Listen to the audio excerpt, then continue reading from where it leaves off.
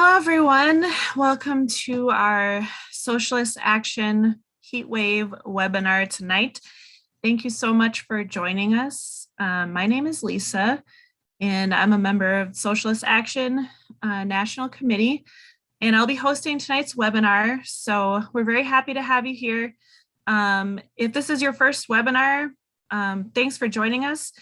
If you haven't been with us before, we have these about every other week. So if you like the webinar tonight, please remember to subscribe to our channel because we'll be having more content coming up. And actually next week, August 18th, we're going to be hosting Rob Wallace, an epidemiologist, and he's also the author of Big Farms Make Big Flu. Same time here on our YouTube channel. So we hope you can join us for that. It's going to be a great conversation about the pandemic. But tonight we're talking about climate change. And our speaker tonight is Jeff Mackler. Jeff is the National Secretary of Socialist Action, and he is also the founder of the Northern California Climate Mobilization. And he's written many pamphlets over the years on climate crisis and climate change. And so he follows it very closely. So we're going to have a conversation with Jeff tonight on this topic. And if you have comments or questions, please feel free to post them in the chat during the discussion because we'll be taking some of those comments from the audience as well. So if you have questions for Jeff, please post those online. That would be great. So we'll get started. Welcome, Jeff, and thanks for being with us tonight to speak on this topic. I guess I'll kick it off, Jeff, by asking a little bit about the new UN report that just came out. It was authored by over 200 scientists from around the world and really emphasized, I think, more than ever, that the cataclysmic impacts that we're seeing on the climate now are caused by human beings, by our consumption of fossil fuels is what's driving the dramatic changes that we're starting to see in the climate now. What is your take on the new report that just came out? Well, hi, Lisa. Glad to be with you. It's an amazing coincidence that the 200 scientists from around the world who are part of the Intergovernmental Panel on Climate Change working group presented the physics of climate change. And they presented for the first time their projections as unequivocal. And that is, if you want to challenge the laws of physics regarding their conclusions, you are in another ballpark of scientific reality. And this is part of a forthcoming report by the United Nations as a whole. The report by these 200 scientists comes in the context of a world that has become more aware of the horrors associated today with climate change than ever before in our lives. We have a huge portion of the United States on fire. You have the largest fire in the history of Greece surrounding Athens, choking people and killing people. You have massive fires out of control in Turkey and Lebanon. You have unprecedented hurricanes in severity. You have heat waves in unexpected places like Alaska, like the Arctic Circle, that are melting the polar ice caps, and in Greenland. And you have record temperatures of 115 to 119 degrees centigrade in British Columbia, not to mention in Portland, Oregon. Places that are historically cool have registered temperatures of 115. You have flooded subways in New York City. You have whole portions of the country that have been flooded. You have unprecedented floods in Germany and Europe that have destroyed entire cities. You have fires in California that have engulfed entire cities like Greenland, like Greenfield, where my old college roommate was resident. And he said, after he had left, that there was nothing left of the city that he spent the last period of his life in. So these are the horrors today. And the recent report of 200 UN scientists basically says, shockingly and unequivocally, that what we see today will continue and be magnified no matter what happens, even if the most ambitious Paris Accords, COP25, agreed to by all the nations on the earth, are implemented. We're still going to see unprecedented horrors, as opposed to heat waves, unprecedented once every 10 years. We're going to see them 4 times every 10 years. You're going to continue to see unprecedented rise of the oceans, acidification of the oceans, die-off, massive die-off of the world's coral, which are the main sustainer of fisheries for huge numbers of people around the world. You're going to see more hurricanes of greater intensity, higher temperatures on average everywhere for the next 10 years, even if, and I want you to understand this, even if the most ambitious proposals that were adopted at COP25 are implemented. And having said this, no nation on earth has any intention of implementing these proposals. And in fact, to the horror of the scientists of the world who predicted the worst case scenarios, if everything is done to mitigate them in the next 10 years, if nothing is done, what I just said to you will become the bottom, the top line of the horrors before us. So what we have before us today is an out-of-control climate fueled, according to the scientists, by the burning of fossil fuels, by the increase in carbon dioxide and other gases in the atmosphere that come from the production of fossil fuels, especially methane, which comes from fracking, which was increased by the Obama administration and continues.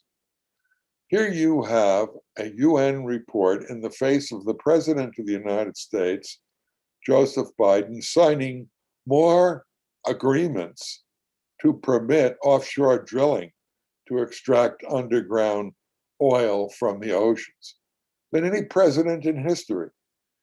Here you have an unbelievable contradiction.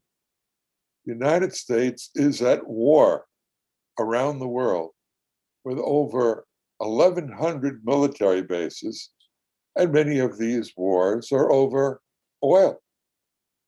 So the United States sanctions Venezuela, which has the largest oil reserves in the world, because it wants to control Venezuelan oil.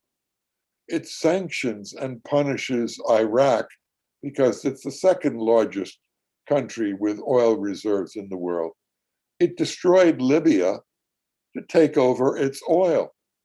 And the same thing in Syria, where the United States and its representatives sit on top of Syria's oil reserves in the northeastern part of the country.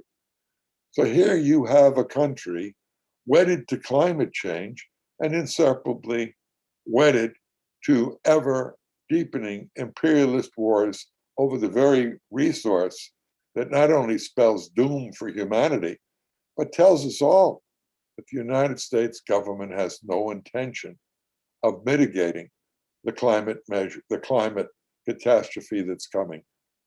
I hope our audience is a bit shocked by this scenario. I hope they don't think I'm some weird fellow from a socialist organization who is projecting doom and gloom.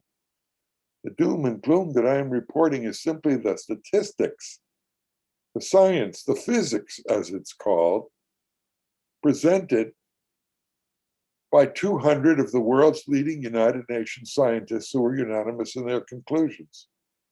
And they're unanimous that for 10 years, the horrors are going to be deepened, even if everything in the Paris Accords is implemented, not to mention the idea that we go on a crash program. So that's the situation we face today. Thanks, Jeff. So I want to get into this a little bit more.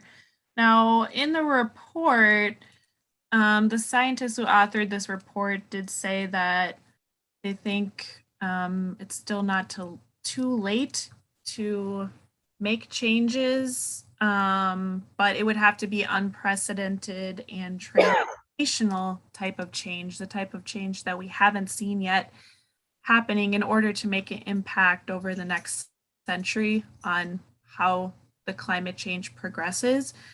But none of the biggest economies in the world, which of course is the US and others, are on track to meet any of those goals.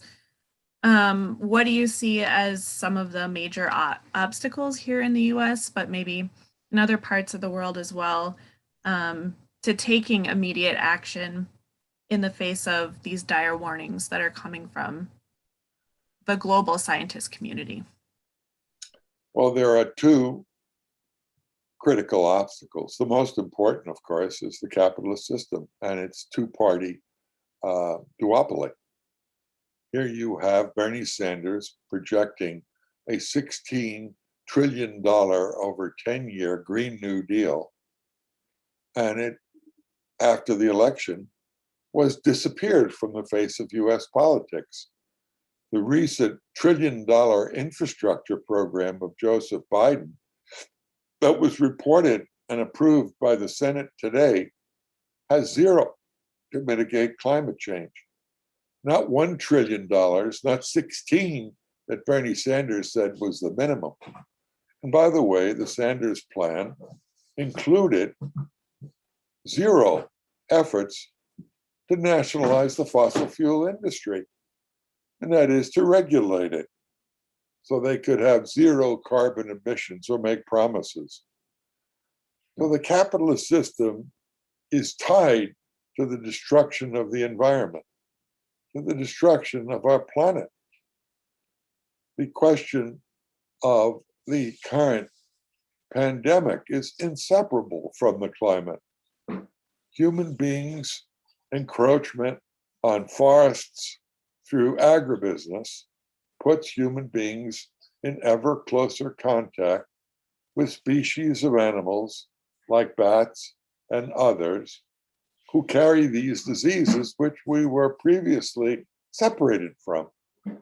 So as you'll hear from our next week's webinar on the pandemic, we should expect more of the horrors that we are confronted with today. And they're inseparable from the policies of a system that has rapacious consequences for the planet. So challenging the Democratic Party and the Republican Party, who have zero proposals to mitigate climate and have implemented nothing in the 3 decades where it was clear from the scientific community that disaster was impending. We have to rid ourselves of the capitalist system. The second aspect of your question, the obstacle, is the social movements. The 7 sisters of the climate movement are essentially tied to the Democratic Party. Their view is that the solution to the climate is electing, lobbying, promoting liberal Democrats, none of whom have presented any proposals whatsoever that can have an effect on climate. So what we need is a broad social movement that is independent of and against the parties that are essentially responsible for the maintenance of the capitalist system. Socialist Action strives to build this kind of independent movement based on massive mobilizations, the same kind of movement that we saw 20 million people mobilize at the murder of Minneapolis George Floyd, 20 million, the largest protest in the history of the United States. But tragically, that movement too became subordinated to the Democratic Party, which funded Black Lives Matter to the tune of $10 billion, bought most of its leaders, who then organized to corral the social movements in the streets that were challenging the systemic racism in the United States back into the Democratic Party. So with climate, with the pandemic, with regard to wars, with regard to every key social issue of our time, the fundamental problem is the workings of the capitalist system that subordinate human life in all of its forms to capitalist profits. It wasn't a coincidence that Donald Trump appointed as his Secretary of State Rex Tillerson. He was the chief executive officer of ExxonMobil. Imagine making the central organization that lobbies for imperialist wars around the world the Secretary of State. But that's the norm with every single cabinet official. They are appointed to represent the interests of capital. Well, Tillerson left in disgust because he said that Donald Trump was a, quote, effing moron. And he said that because Trump literally walked into a National Security Council meeting and stated that we needed to increase the tactical nuclear weapons arsenal of the United States by 100-fold. That was enough for him to realize that he was dealing with a president that had lost all perspective or never had it. But the Biden administration hasn't fundamentally changed. They're continuing Trump's environmental policies.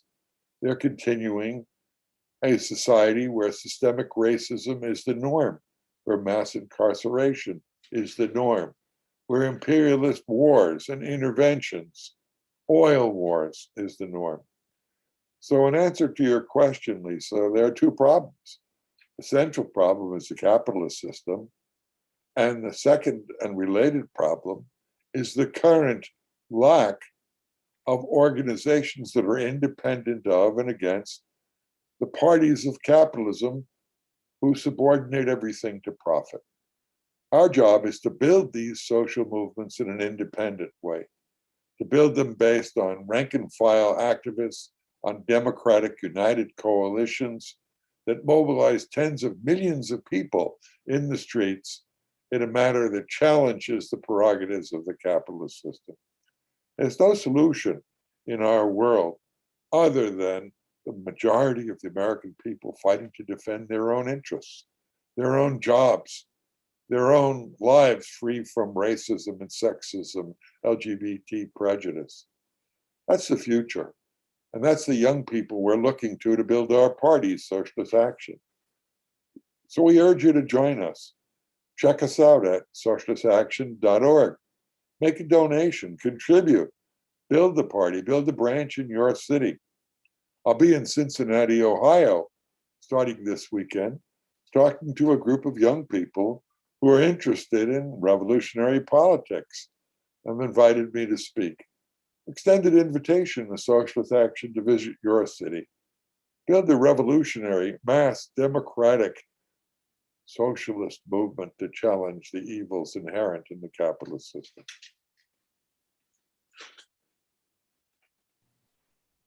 Thanks, Jeff. That was very well said. You already answered my next question about how do we build that type of mass movement.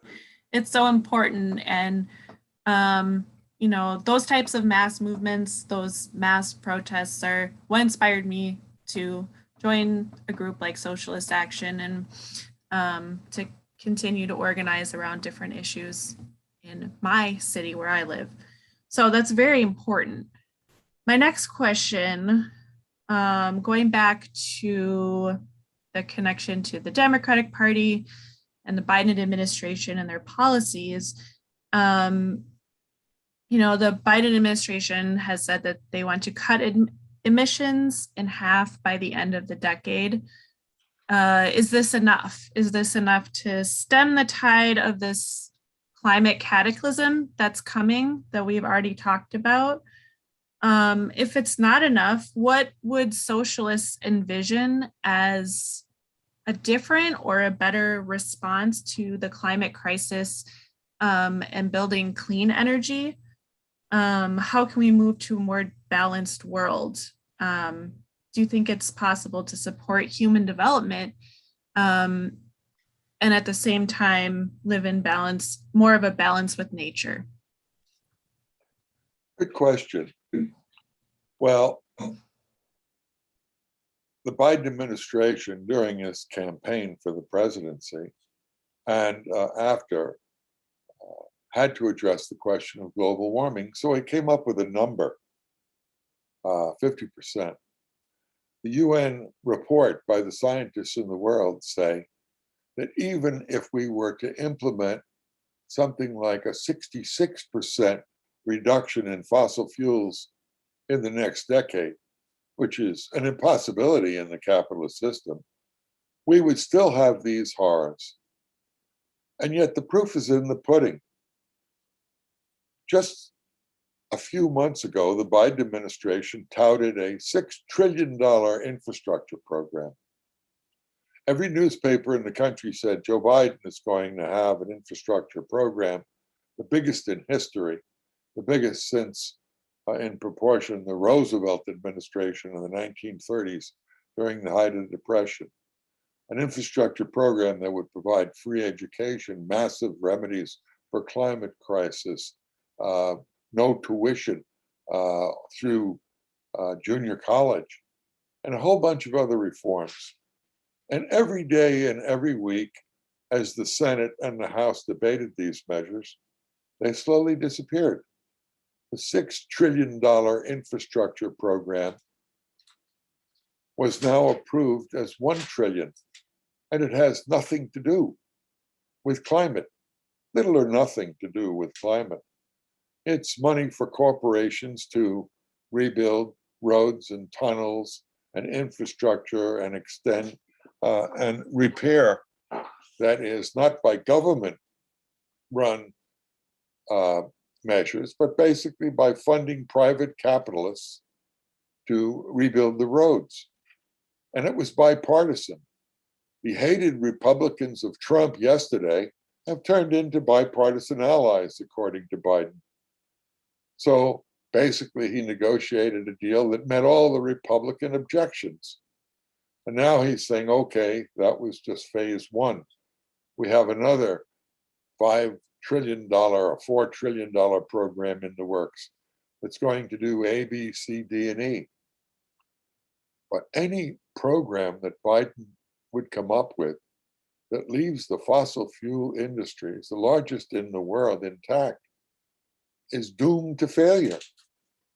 No American corporation that is based on profit, if not fostering imperialist war for conquering oil or countries with oil, no such program can possibly be implemented because these corporations are the ones that make the fundamental decisions in the United States.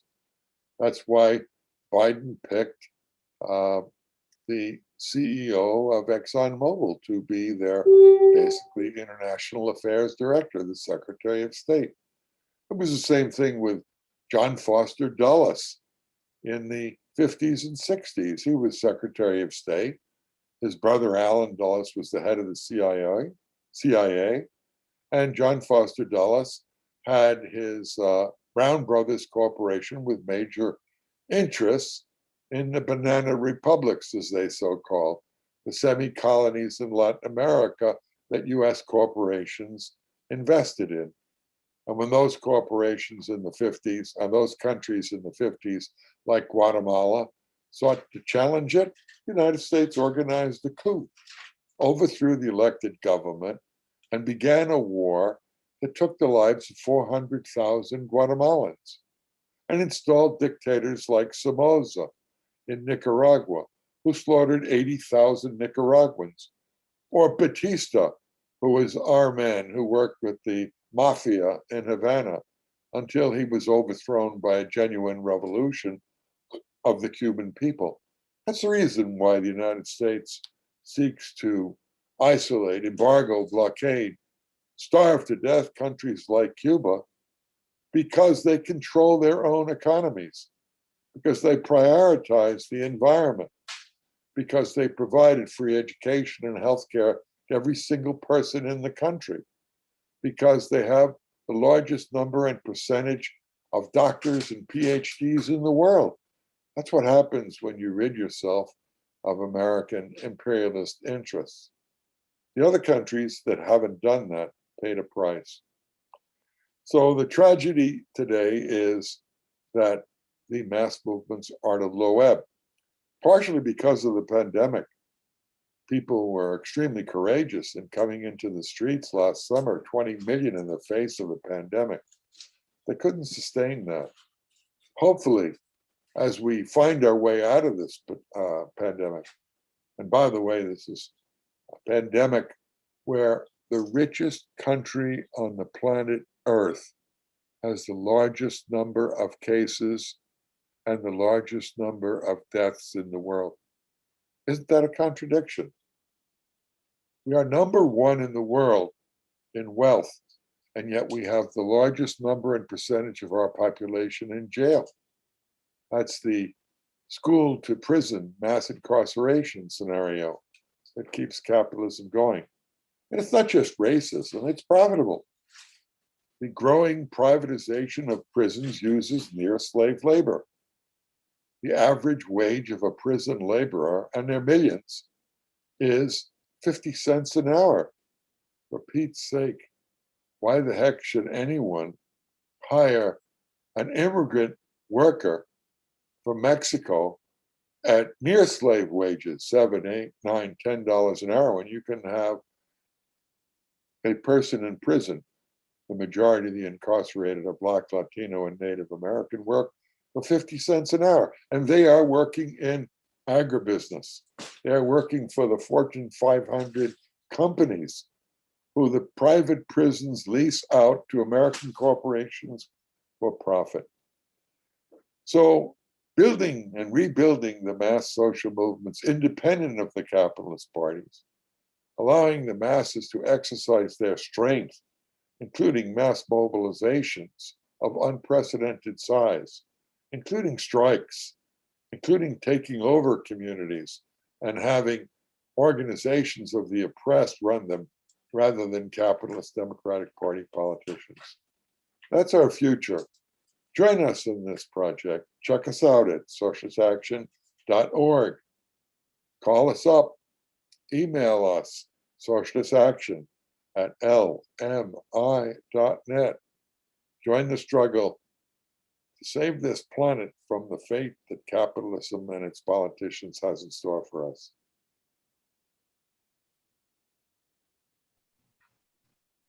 Thanks, Jeff. I think it makes a lot of sense how you were describing how really the capitalist parties and those in power are really, it's really about counterposing the needs of the private corporations and the fossil fuel industry, making profits for those companies, and counterposing that with, meeting human needs. What are the needs of human beings? And how can we interact with our environment in a sustainable way? We had a comment from someone in our audience who said that US military carbon emissions are higher than the emissions of 140 countries combined. So as you were talking about before, all of this is interconnected. The wars for oil and all of that search for more fossil fuels continues to contribute to the climate crisis, which fuels more war. So I think the takeaway here is that in a socialist society, we don't need to counterpose human needs with the needs of our world or to find a balance with the environment.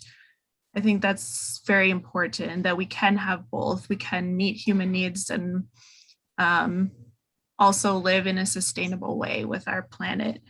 Do you have any comments or thoughts on that? Well, the fact that one of our listeners mentioned that the Pentagon is the largest polluter in the world shouldn't go unnoticed. You have to imagine what the Pentagon is. We have military bases in 1,100 places in over 100 countries. They conduct exercises, if not wars, everywhere on Earth. The Obama administration conducted 7 simultaneous wars. Today, if you look at the papers, you'll see headlines that say, well, the United States is withdrawing from Afghanistan. After 20 years in that country, using the most modern non-nuclear bombs in the world, these bunker busters are near the equivalent of an atomic bomb.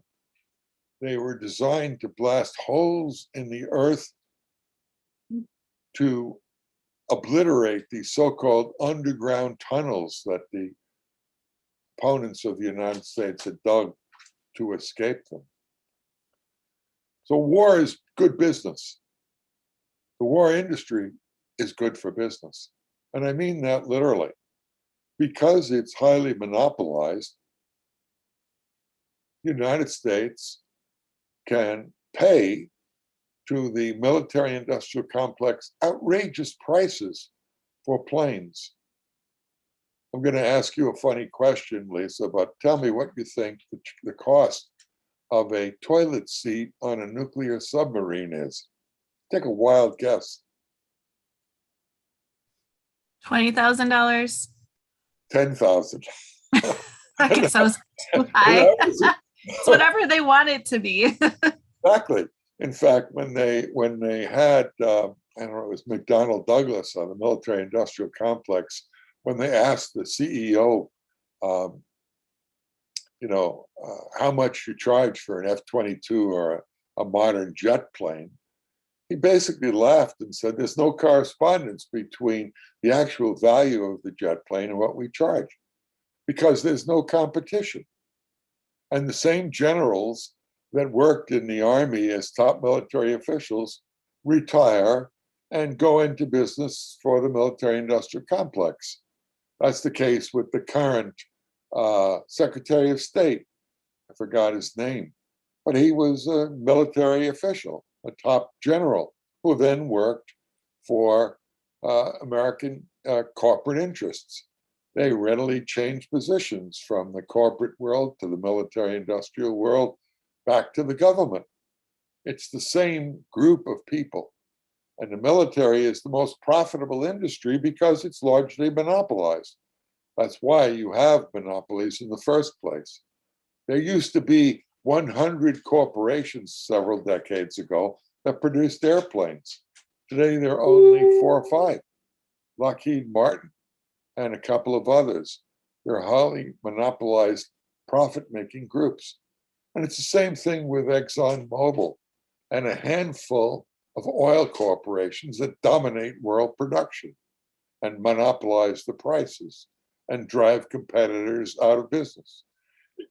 It's the same thing, if not worse, in the media industry, where a combination of whatever their names are, Google, Twitter, Facebook, monopolize the public media. If they decide to take you off the list, which they can do and have done, that eliminates a huge number of people who have dissident views. So these highly monopolized media complexes dominate what people read and write every day. In truth, Lisa, we live in a, I don't know if our listeners understand this, a Truman Show world. It was that Jim Carrey movie about a fellow who lived on an island that was totally invented and run by a TV station, and everybody on it was an actor except him. He had no idea. They were photographing and recording his life from the time he was born, the time he reached adulthood. We live in a Potemkin village world where everything we believe, we hear every day, we read in the newspaper, we hear on the media, is manufactured news from the point of view of the ruling class. And anyone who differs from that is eliminated. So you just don't hear their voice. They tell us that we have to go to war to fight for democracy. They sent US troops to war in Iraq against the government of Saddam Hussein, who used to be our ally, our dictator ally. And that US war in Iraq lasted 10 years and killed 1.5 million people through bombings and sanctions. And the reason was they discovered, under the Bush administration, certified by the United Nations, that Saddam Hussein had weapons of mass destruction that he was going to unleash around the world. But lo and behold, he had no such weapons of mass destruction. And 1.5 million people died. We have lost hundreds of thousands of people in Afghanistan because supposedly the United States government blamed the 2001 9/11 bombings on the leadership of Afghanistan. They had nothing to do with it. In fact, just today, a news report said that the United States government is finally going to release the secret records on the role of the Saudis in bombing the New York City buildings, the Twin Towers. And yet we have been there for 20 years and now we're leaving. We left with the promise that if the Afghans try to take their country, the Taliban try to take back their country, we'll bomb them from far away. Well, that proved impractical. We went to war in Vietnam for 10 years and murdered 4 million Vietnamese, overwhelmingly civilians, on the grounds that essentially a Vietnamese sampan had fired a gun at an American destroyer in Tonkin Bay. It proved to be a fiction, but Congress used that Tonkin Bay incident, in quotes, manufactured to begin a war that killed 4 million people, almost all innocents, leveled that country and Cambodia and Laos combined. So there isn't a single fact, if you look between the lines, that you see in the media regarding US war policy. Cuba, they say, is our enemy because it doesn't have freedom. That's what they say. So we embargo for 62 years that country. We organized through the CIA 37 assassination attempts on the president of that country. We used germ warfare to destroy the banana crop of that country. We introduced swine flu to kill tens and hundreds of thousands of pigs in Cuba. We orchestrate bombing raids from Miami. We bomb hotel rooms. We ban any country in the world from trading with Cuba. We ban anyone from giving remittances to Cuba. And then the United States turns around and blames Cuba for the difficulties that it faces.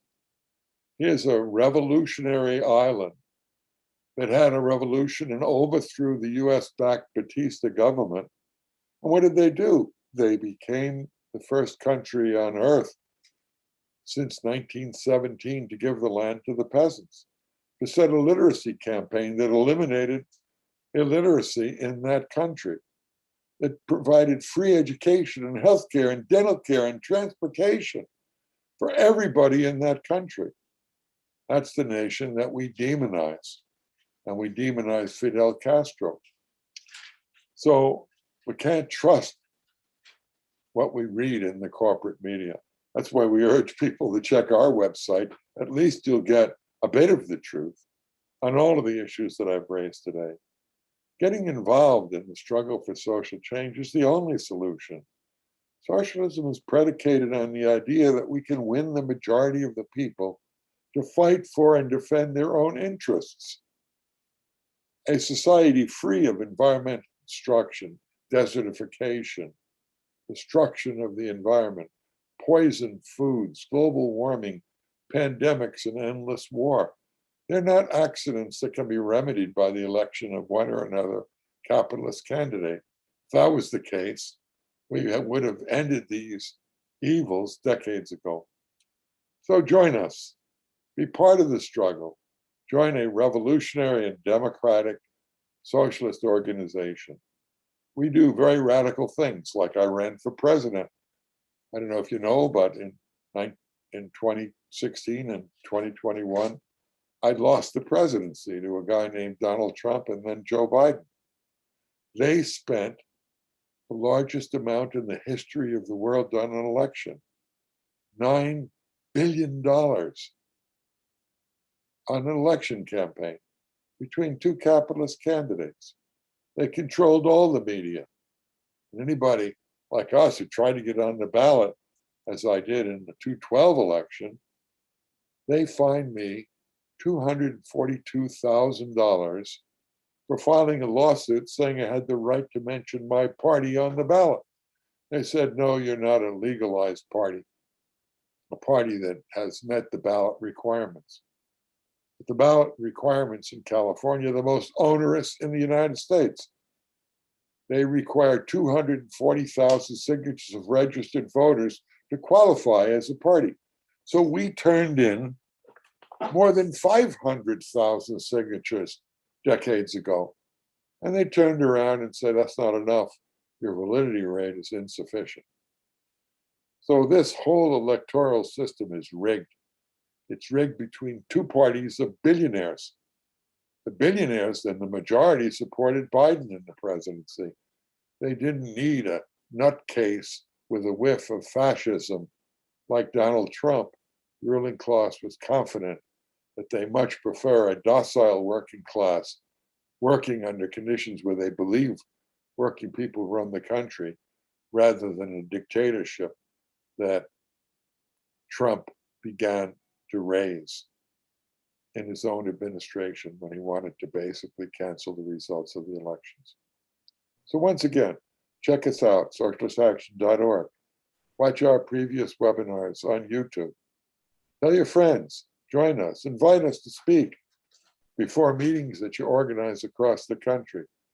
Join the broad-based anti-war coalitions that we helped initiate, but that are the property of hundreds of different organizations, like the United National Anti-War Coalition and the coalitions that are mounting defense of Cuba to be free from the embargo. Picture this. Every nation on earth in the United Nations -2 said that the US embargo against Cuba was illegal, against international law. Just the United States and Israel, violating all of the laws of the world, maintain an embargo against a poor nation. Isn't that sort of ridiculous? The United Nations voted, whatever the vote was, 142 to 2, 155 to 2, for decades.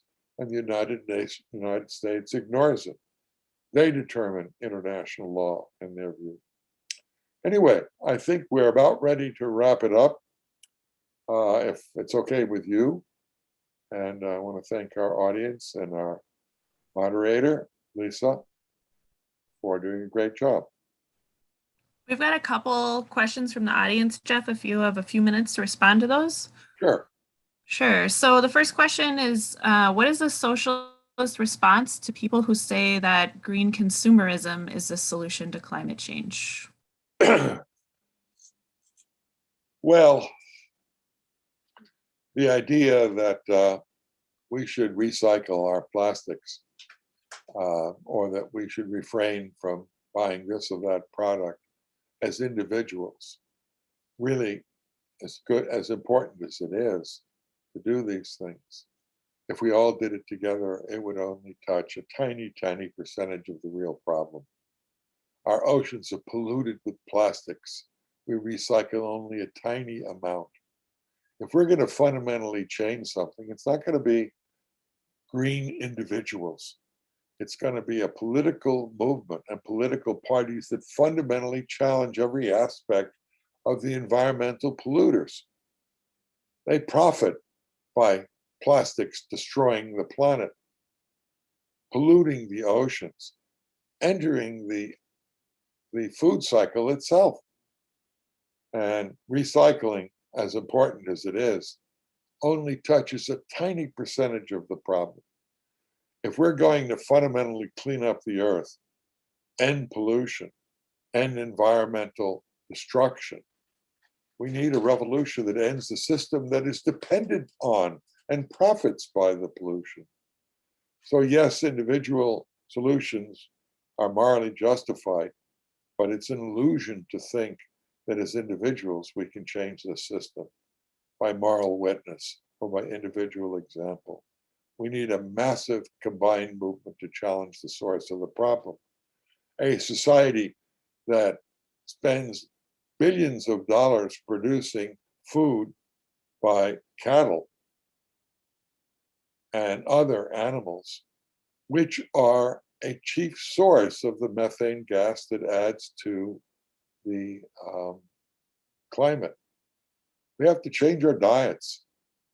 We have to fundamentally change the way we live with each other, the way we destroy the waters and pollute them, the way we organize transportation. Even today, the United States only has 5% of the electrical cars in sales in the world. Europe, according to the New York Times today, has 17. It's not yet profitable, and most people can't afford $50,000 or more for a Tesla. But the whole idea that we're going to substitute as individuals buying cars, electric or not, rather than internal combustion engines, leaves aside the whole question about the need to revamp the entire transportation system, to change the nature we build cities, of how we insulate buildings, how we provide housing for tens of millions of people. If we continue to do it the way we are now, it's going to be worse. We don't need congested highways with tens and millions of more automobiles. We need a free, quality public transportation system that is safe and available to everyone. We need to change the nature of the factories and their locations. We need to rebuild and reconstruct cities on an environmental basis. None of this is profitable for capitalism. Profits subordinate everything human. So that's my view of green consumerism. Thanks, Jeff. And someone else was wondering if you had any comments on the recent trip that our favorite person, Jeff Bezos, took into outer space, the richest man in the world, on his rocket ship. And do you have any comments or thoughts on that? Well, here we have an amazing fact. In the midst of the greatest depression ever, or at least since the 1929 depression, people like Jeff Bezos and Elon Musk,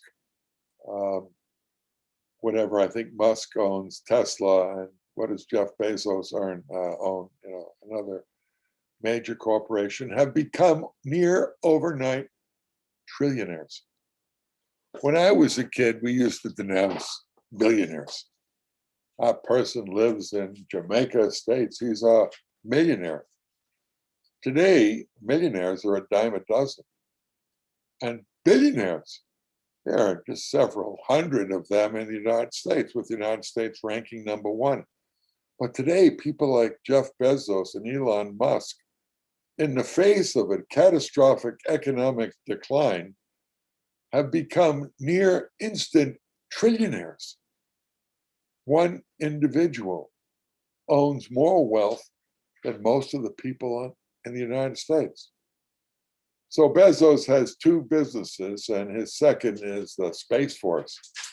He provides free rides to rich people, I think several 100,000 in outer space. And there's a debate because someone said, oh, well, they're not really astronauts because they didn't, cosmonauts or whatever, they didn't fly high enough. And poor Jeff Bezos is arguing about that. So here you have a billionaire, near trillionaire, I think his wealth is something like $400 billion, is organizing a flights into space for the rich people. But tragically, the government of the United States under Trump, supported by the Biden administration, has organized a fifth wing of the military called the Space Force. And their project is to weaponize outer space. You know, a previous administration of 20, 30 years ago, it was the administration that followed Carter, began an experimentation, set a research team to discuss whether or not they could weaponize outer space. Star Wars, American Star Wars project. And the scientists around the world basically said, you can't do it because whatever space station you set up there with lasers to shoot down your opponents, the opponents from the ground can set up a system that knocks down your whatchamacallit. But the Trump administration came back and said it doesn't matter because it was another way to pump billions and trillions of dollars into the military industry, to have a whole fiction created that outer space weapons, the Space Force, so to speak, could protect the United States. The United States has more missiles than most of the world combined. Today, we have enough weapons in outer space to destroy the Earth multiple times. When I was a kid, Lisa, and that is when I was marching around cities talking about the dangers of one atomic bomb or hydrogen bomb, people like Linus Pauling, who is the only unshared Nobel Prize winner, unshared, who won a Nobel Prize for getting 10,000 scientists to sign against weapons and the explosion testing of nuclear weapons. All you needed was 10 nuclear weapons strategically placed in the United States to destroy most of the life on the planet. And that was 70 years ago. Today, the idea that these maniacs are organizing a new fleet of weapons for outer space, nuclear weapons, is sheer insanity. And here you have the United States embargoing, blockading, going to war, blowing up the nuclear facilities of countries like Iran because they have the potential with centrifuges to purify uranium to maybe make a nuclear weapon, which they've never been proved they have. So one country, a beleaguered Iran, can have one nuclear weapon, not to mention a centrifuge, which the United States bombs with the help of Israel.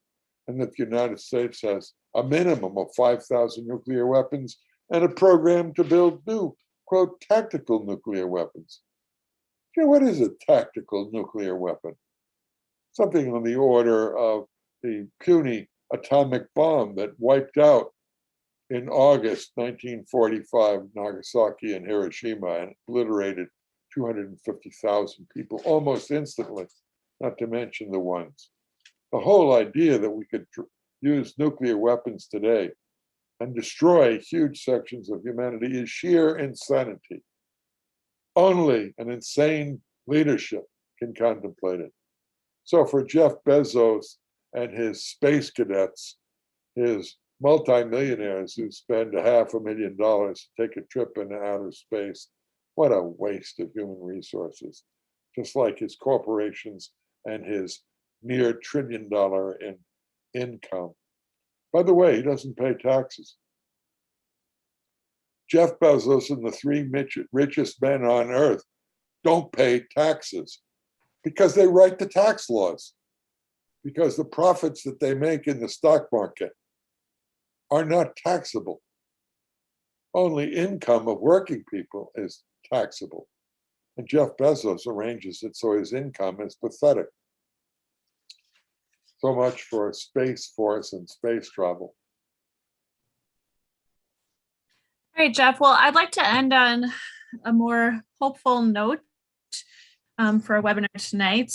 And you talked throughout the webinar tonight about the need to build a mass independent movement to push for the climate change or to push for a solution to climate change that meets the needs of humanity. What is like one or two simple things that someone watching this video today could do to get involved in building that type of movement? Well, the first thing I can say is that we need to build an independent movement, and you have to start by participating in the existing movements. So, for example, when 350.org organized 4 or 5 years ago a demonstration in New York City of 400,000 people on the climate question, we supported it.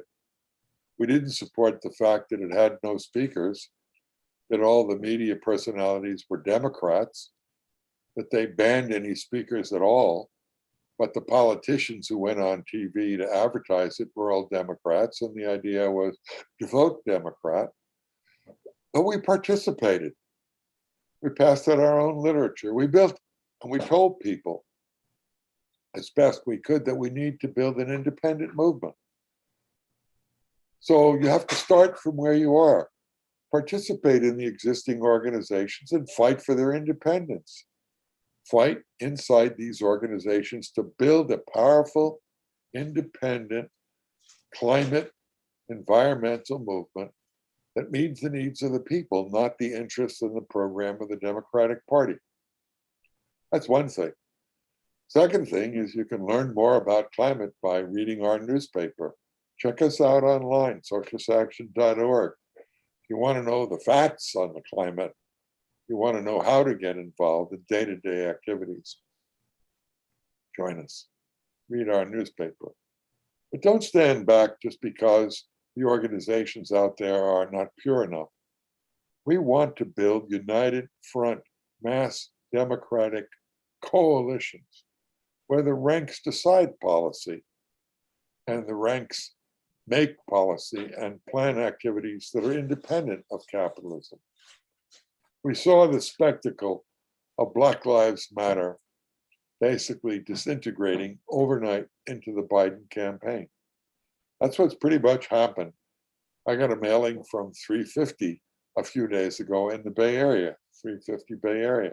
It's a fine group, but their central focus is lobbying, electing Democrats, writing legislation for Democrats. Can't do that. We need to build a movement that challenges the basis of organization. So many of the organizations today are corporate funded. They're funded by 501c3s, tax deductible. And they get that status because they're pledged in advance, basically, to abide by the corporation's policies that fund them. We need an independent movement free from corporate control and corporate funding, based on the rank and file. People who have the power to unite with workers, labor councils, trade unions, to close down the polluters in action, to strike against these polluting industries, to build the kind of social solidarity and inter-movement collaboration that is powerful enough to stop the wheels of this system and pose a serious alternative, including in the electoral arena. We are for the formation of a working class party based on the unions, a trade union party controlled and financed by workers, not corporations, a party that runs working people for office, that mobilizes the millions in the working class that have no interest in capitalist politics, that proposes to form a government of the workers in this country, not a government of the capitalists. So yes, get involved in politics, but in the construction of building an independent Labor Party, or even an independent fighting Black party or Latino party, the kind of party that Malcolm X advocated. Malcolm was a fighter to break from the Democrats. Malcolm's characterization of a Black Democrat was a cigar, fire on one end and fool on the other. He wanted to build and that was one of the reasons why he broke. Same thing with Dr. King, when he became a critic of the Vietnam War and the Democratic Party and began espousing socialist ideas. He was disappeared along with Malcolm X. We need 1,000 Malcolms and Martins and class struggle fighters, everyone who speaks out in this country. And that includes solidarity with the political prisoners, with Julian Assange, who's threatened with extradition and a life in prison because he told the truth about imperialist wars, or the other whistleblowers, or Edward Snowden, or Mumia Abu-Jamal, a Black liberation fighter journalist who's been in jail for 37 years because he was the most accurate and honest critic of the racist Philadelphia Police Department. There's a lot to do in the socialist movement. We are engaged in every struggle. The struggle for women's rights, for LGBT rights, against discrimination against anyone, to save the environment, to organize independently of the Democratic Party, to break the labor movement and its bureaucracy from dependence on capitalist politics, to build mass organizations of working people. That's what socialism is about. If you join us, you're not just joining a party. You're joining a party that is deeply engaged in every struggle for humanity's interests. We're an integral part of the environmental movement, the anti-war movement, the social justice movement, the LGBT women's rights and abortion rights movement. There's nothing that's alien to us that is human, and only human beings independent of capitalism can change this country. Thanks for having me.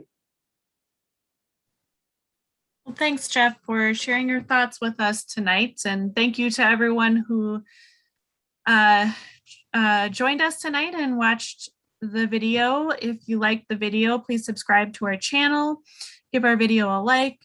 Come back and join us next week, August 18th. We'll be having a conversation with epidemiologist and author Rob Wallace on the ongoing pandemic and the newest information about that. So we hope you'll join us next week and have a great evening.